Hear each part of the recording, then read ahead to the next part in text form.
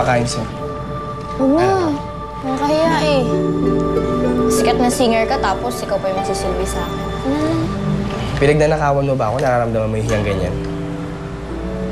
Hindi naman lahat ng tao gumagawa ng masama eh. Nakaramdam na ng guilt pag huli na.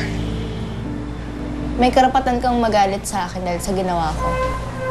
Pero sana naman, wag mong husgahan yung pagkatao ko. Hindi mo ako lubos na kilala, Joaquin. At hindi mo alam kung ano yung nagtulak sa akin para gawin yun.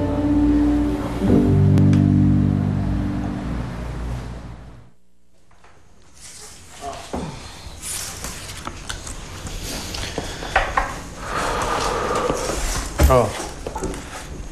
Kamusta pagbalik mo dun sa bahay? Naligtas mo ba yung shota mo? Hindi ko na siya naabutan. Pagbalik ko ron, nakasakay na siya dun sa kotse ng Joaquin. Hindi ko alam, baka pinakulong na siya nun eh. Huwag ka na malungkot, pare.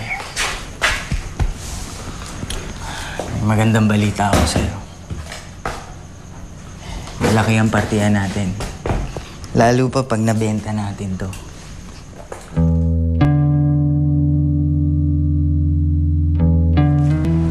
Magandang balita, Miss Sandoval.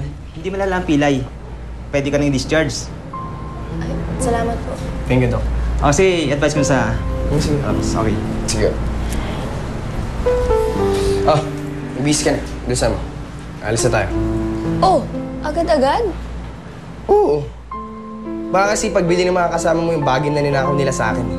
Alam mo, kailangan mabawi sa lalong madaling panahon. Eh bakit pumayag na ba akong samahan ka sa kanila? Miss, wala kang choice, okay? Huwag di ka pumayag sa presinto ang bagsak mo. Miss na, miss may pangalan naman ng blank. May sinasabi ka? Wala! Bibihis na ako. Mabas ka muna.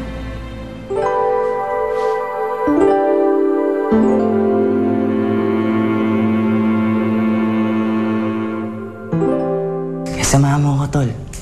Dali natin to dun sa kakilala natin sanlaan. Para malaman natin kung magkano halaga nito. Ikaw na lang. Kailangan ko hanapin si Blanca. Ako nagdala sa kanya rito, kaya responsibilidad ko siya. Mukhang in love ka sa Blanca ngayon, ha? Kung ako sa'yo, Tol, kalimutan mo na siya. Wala kang mapapala sa babaeng yun. Kunwari, malinis, mabait. Pero ang totoo, tulad din pala ng mga babae sa lugar natin, magiging pokpok din pala. Huwag na huwag mong insultuin si Blanca, ah.